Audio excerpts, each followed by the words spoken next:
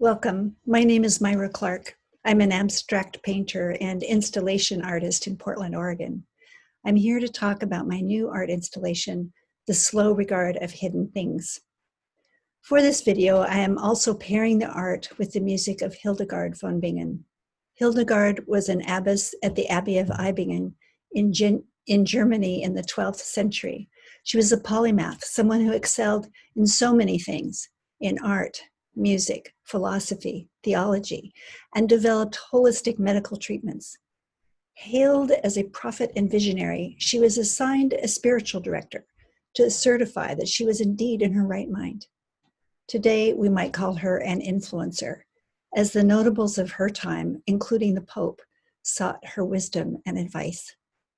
Much of her work is still accessible, including her music, and I am honored today that Faux, a Portland organist and vocalist, is performing some of Hildegard von Bingen's music for the video. Thank you, Sarah. I love the title of this show, The Slow Regard of Hidden Things. It emerged as the show took shape, which was indeed a very slow process. Scheduled to open in August, the pandemic was getting increased traction. It seemed wise to postpone. Surely the pandemic would be receding by January. I had to give up my vision of many, many people seeing the show in warm weather, but thought it would be better in January anyway, because the virus would not be as prevalent. Well, here we are in January, and the pandemic is anything but receding. In fact, quite the opposite. There are record death tolls every day. It's so grim to hear that when I say it. And the vaccine, while here, is subject to a chaotic delivery system that we are still trying to figure out. The President of the United States has been impeached not once, but twice. On a positive note, the Black Lives Matter movement has resulted in leadership that represents more of the diversity and more of the voices of our country in Congress than ever before. When I first started thinking about this show, I was thinking about it would be a good time. It just felt right to start taking stock of myself as an artist. This was before COVID. It was more than a year ago. And yet, I had thought about it, but I had never been exploring these ideas visually before. I was once asked to describe myself using 6 words. I listened to other people describe themselves with 6 words and realized they were always, were most often including race, class, and culture in their descriptions. And I realized that I took that for granted. I took those hidden pieces of my identity that are so important as just for granted. I didn't think about them, but I knew that they were coming out in my work, whether consciously or unconsciously, intentionally or unintentionally. I had never explored them visually, though, and I thought this is a great opportunity to do that. So my primary question for this show became, what does it mean to be a white, middle-class woman who is an artist, wife, and mother? I wanted to start with the first piece of the show, which is actually in the gallery window, and not everybody sees it because they're intent on getting into the gallery. But yesterday, someone came by the gallery and said, "Is that a sail out there? It looks like it could be a boat." That was so amazing to me because the viewers' comments and associations, the things that you think and that you share with me when you come to see the work or you leave me comments, those are so amazing because they expand my own understanding and view of my work. I spent a long time on it. I thought about it a lot, but here's a comment that kind of tips me towards new thinking. So the bowl here indeed reminds me of water, and yes, it could be a boat. It reminds me specifically of a baptismal font. The dress is my own baptismal dress, and it flows into the bowl, perhaps like another body of water itself. It reminds me that when we're born, and when girls are born, we're born into blood. For girls, that life of blood continues, as it were, through puberty and unfortunately, so many times in violence, misogyny, and degradation. We've heard a lot about it right now, especially. And yet it is something that is often just kind of put aside. It is a hidden thing about being a woman. So this dress flowing into a baptismal bowl, not of highly decorated metal, but of fragile paper that is covered in red that might signify blood, in black that could be like cinders from the Oregon forest fires, to be born into struggle and fire of being a girl.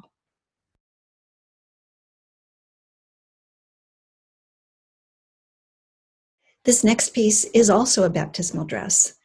I wanted to have both of these in the show because there are differences to me in them.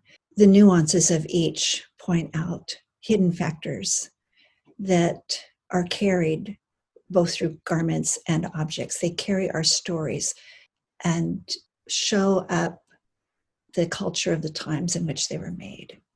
So this piece, this dress, is also flowing into what could be a baptismal bowl. It has an association of water with it. I call it in the beginning.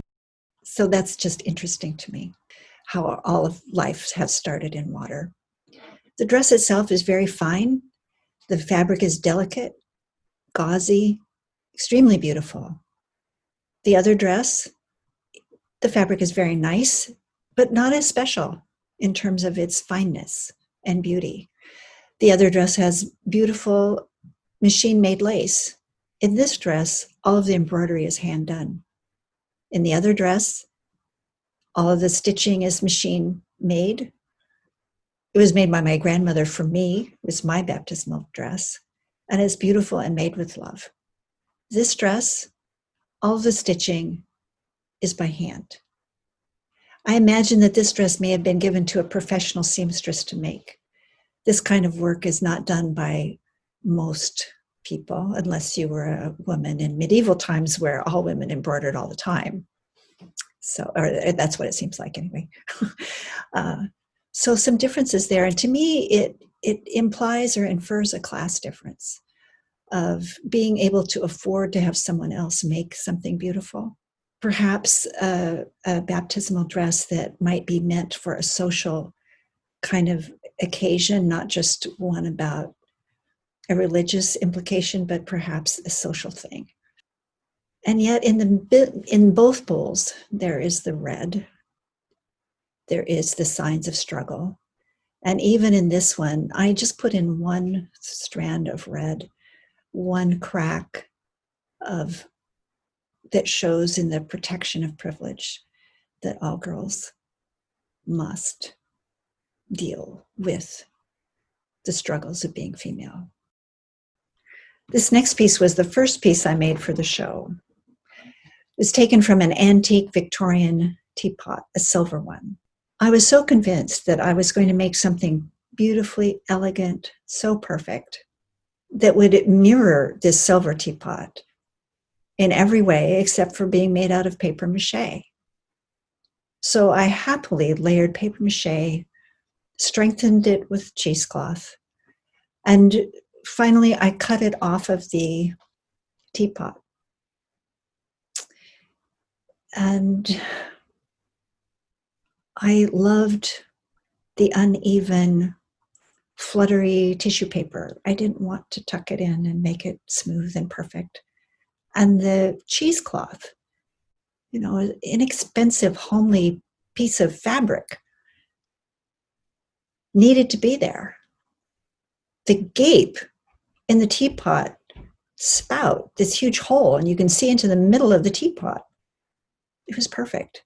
And the imperfection of the handle, which was split down the middle, it needed to be there too. And the knob was missing on top of the lid. Okay, all the better. Definitely, though, not something you could use if it was a functional teapot. I look at this teapot and I think a lot about relationships. They're fragile. They take so much work. They may look broken.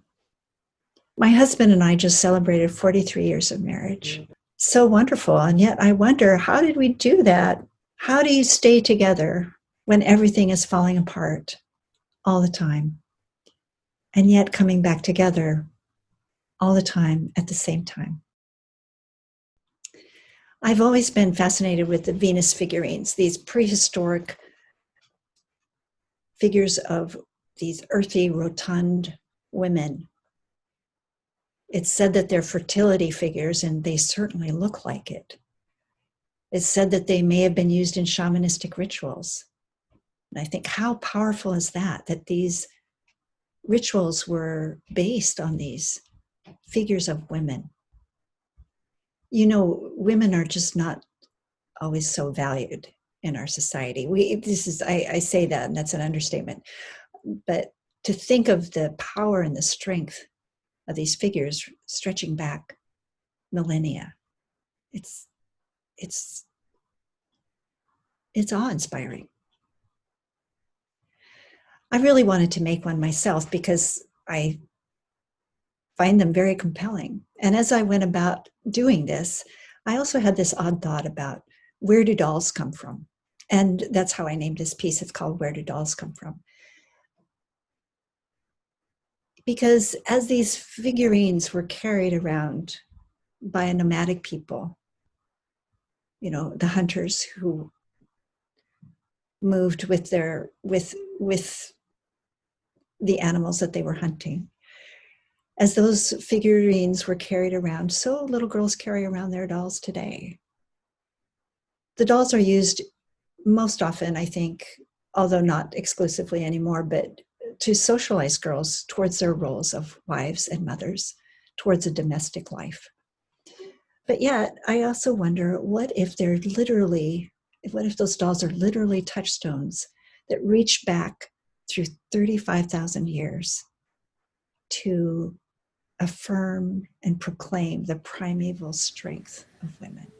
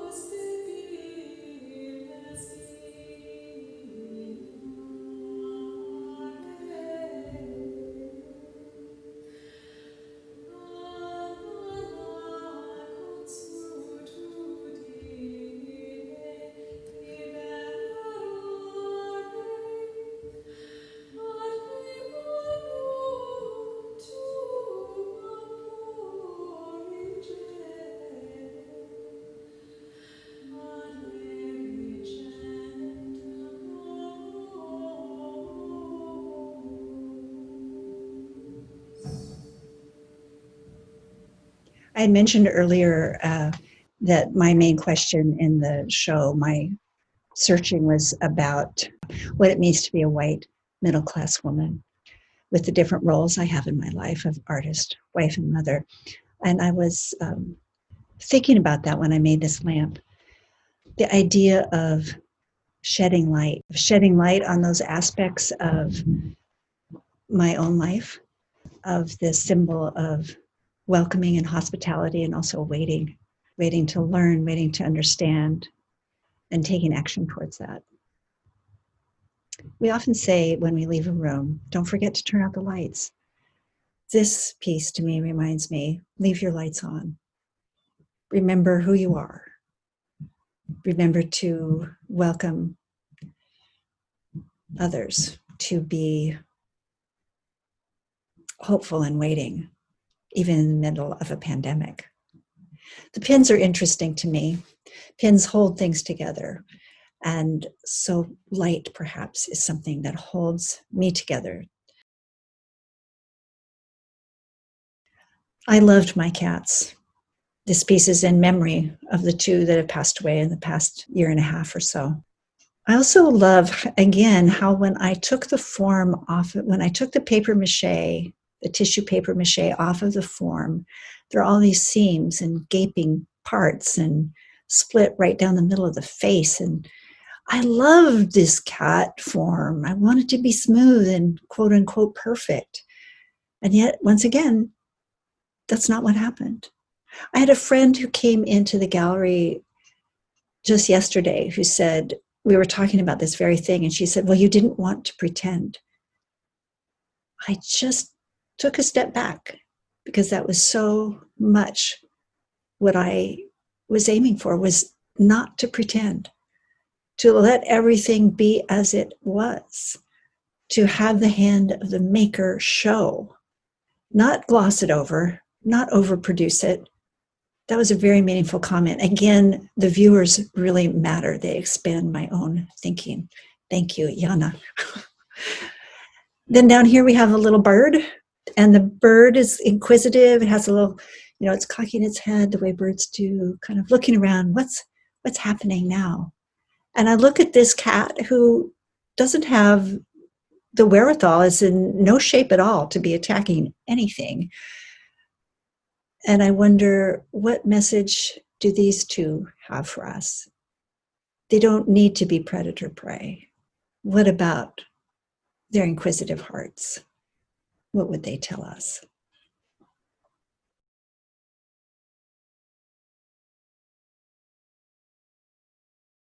I want to say something about the pillars right here. They're such an important part of the show. I worked with them so much that I actually forget about talking about them.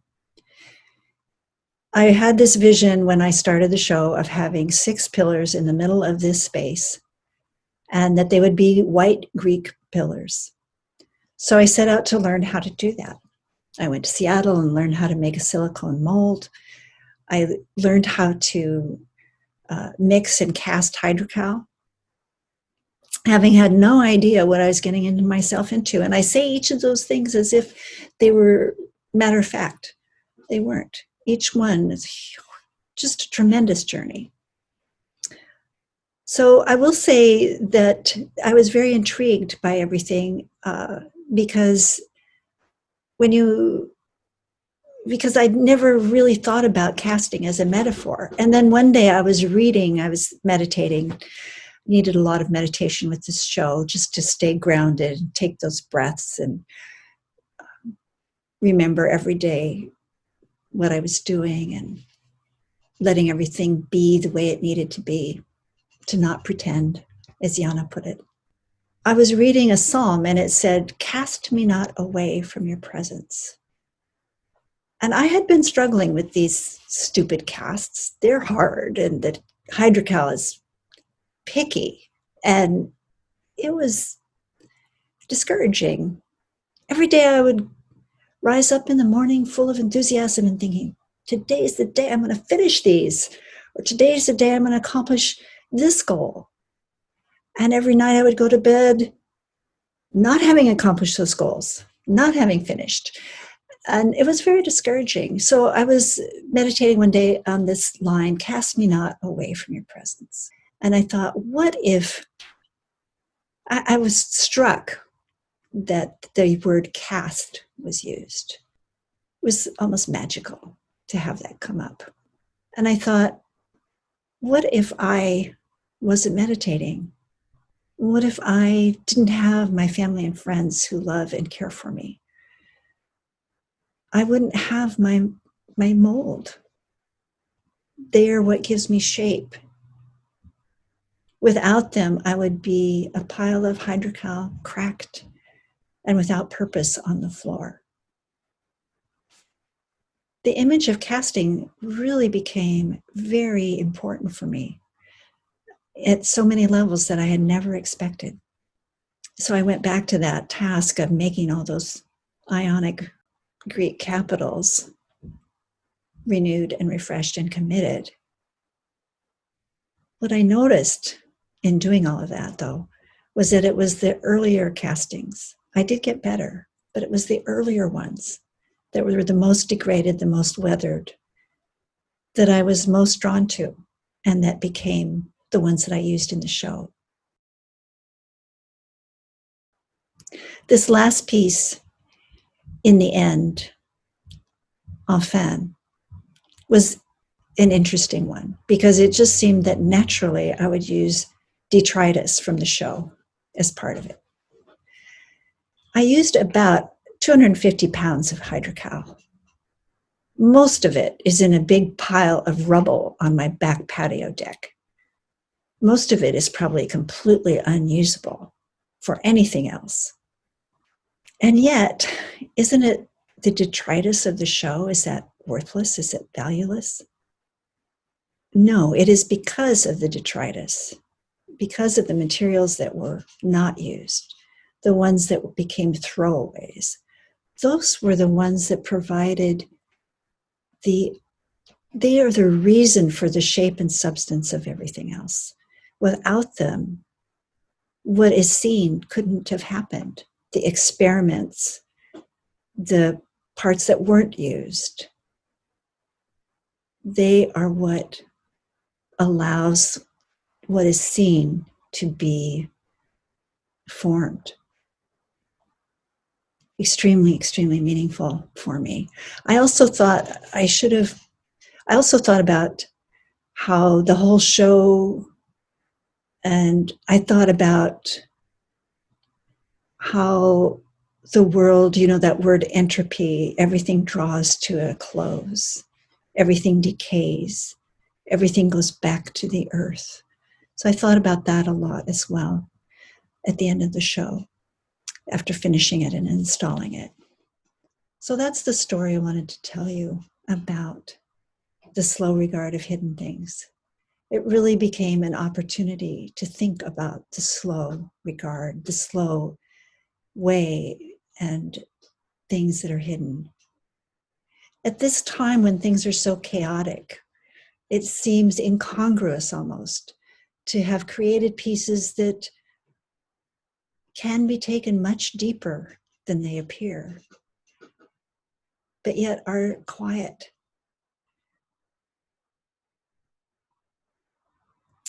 That, I think, has been the hidden piece of what has been happening lately, the hidden piece of the pandemic, the hidden piece of our political turmoil, that we can still find places that are quiet and where we can slowly regard the meaning of what is going on around us.